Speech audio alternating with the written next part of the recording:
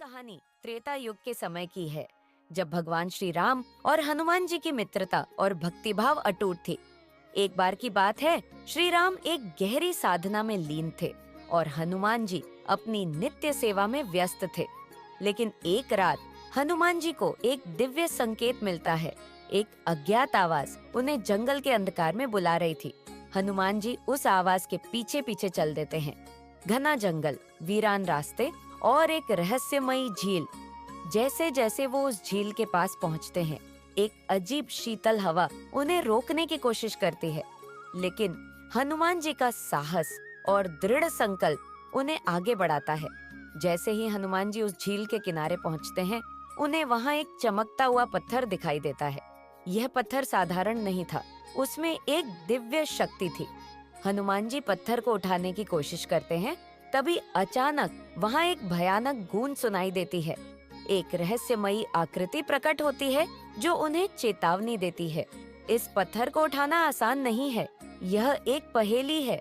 अगर तुम इसे हल कर पाओगे तभी आगे बढ़ पाओगे। हनुमान जी उस पहेली को हल करने का प्रयास करते हैं। पहेली कुछ यूं थी, जिसे देख नहीं सकते फिर भी हर समय साथ रहता है, जो स्थिर है पर चलता भी है।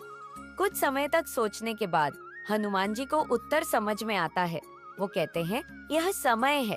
जैसे ही हनुमान जी उत्तर देते हैं, वो पत्थर एक दिव्य द्वार में बदल जाता है, जो किसी गुप्त गुफा में ले जाता है। हनुमान जी उसमें प्रवेश करते हैं, जहां अंधकार के बीच एक प्रकाश दिखाई देता है। वो जैसे जैसे उस गुफा में अंदर बढ़ते हैं, उन्हें एक विशाल सिंहासन दिखाई देता है, जिस पर एक दिव्य मूरत विराजमान है। वो मूरत भगवान राम की थी, लेकिन यह श्री राम नहीं थे। हनुमान जी के मन में प्रश्न उठता है कि आखिर यह कौन है? तभी मूरत बोल पड़ती है, यह मेरी असली शक्ति का प्रतिबिंब है। मैंने तुम्हें अपनी सेवा में बुलाया है, ताकि तुम उस शक्ति को पहचान सको जो संसार से छिपी है।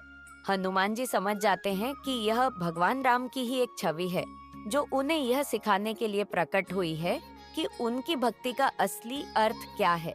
यह केवल सेवा नहीं, बल्कि अपने इष्ट की शक्ति और वास्तविकता को पहचानने का साधन है। हनुमान जी प्रभु के चरणों में गिर जाते हैं और प्रतिज्ञा करते हैं कि वो अपनी पूरी शक्ति और भक्ति उनके नाम को संसार में फैलाने के लिए समर्पित करेंगे। उस क्षण के बाद वो दिव्य मूरत विलुप्त हो जाती है और हनुमान जी वापस उसी झील के पास आ जाते हैं।